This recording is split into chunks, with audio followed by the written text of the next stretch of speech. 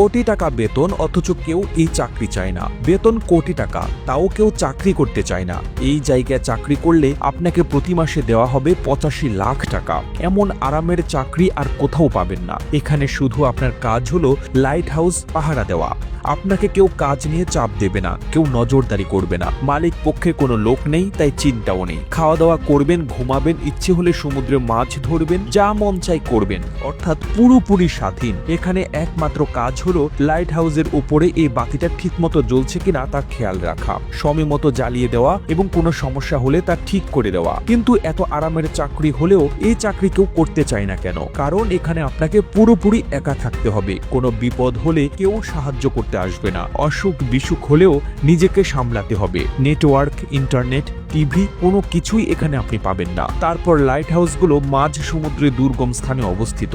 সেই সব বিপজ্জনক জায়গায় আপনাকে এর দেখভাল করতে হবে। তাই বেতন বেশি হলেও লাইট হাউসের চাকরি হচ্ছে পৃথিবীর অন্যতম ভয়ানক চাকরি।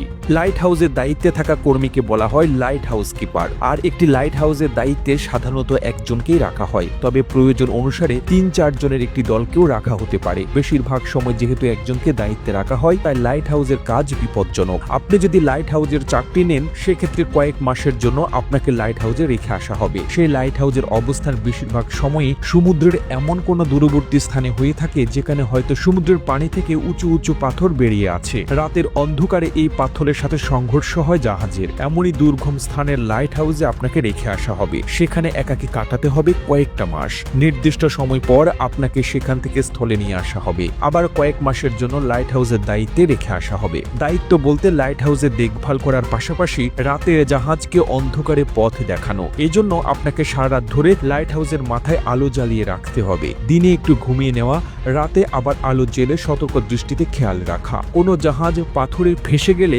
সাহায্য করতে যেতে হতে পারে। আর এমন ঘটনা সাধারণত ঝড় বৃষ্টির রাতে সাগরের উত্তাল ঢেউয়ের মধ্যে। এছাড়া সমুদ্রের মাঝে লাইট হাউসে একা থাকা মানে সেখানে আপনার কোনো বিপদ হলে সাহায্য করার মতো কাউকেই পাবেন না। তাই লাইট হাউস কিপারের চাকরিতে বেতন ভালো হলেও বেশিরভাগ মানুষই তা করতে চান না। লাইট হাউসকে বাংলায় বলা হয় বাতিঘর। সমুদ্রগামী নাবিকদের একটা সময় আকাশে কেবল তারা দেখে পথ চলতে হতো। তবে পথ চলতে গিয়ে শুধু দিক নির্ণয় করলেই হয় না, সমুদ্রের মাঝেও থাকে জাহাজ বাধা পাওয়ার মতো প্রতিকূলতা। সেসব খেয়াল রাখতে হয়, কিন্তু রাতের অন্ধকারে তা খেয়াল রাখা মুশকিল। সেই সমস্যার সমাধান করতে এককালে মানুষ বাতিঘর তৈরি পরিকল্পনা নিয়ে আসে। প্রাচীন আমলে মিশরের আলেকজান্দ্রিয়া বাতিঘর থেকে শুরু করে বর্তমান সময়ের বাতিঘরের উদ্দেশ্য কিন্তু একই, আর সেটা হচ্ছে উজ্জ্বল আলো দেখিয়ে সমুদ্রের জাহাজ আর নাবিকদের সঠিক পথে নিরাপদে দিক নির্দেশনা দেওয়া। প্রতিবেদনটি তৈরিতে তথ্য ও উপাত্তের সাহায্য নেওয়া হয়েছে আওয়ার ওয়ার্ল্ড নামক ফেসবুক পেজ থেকে।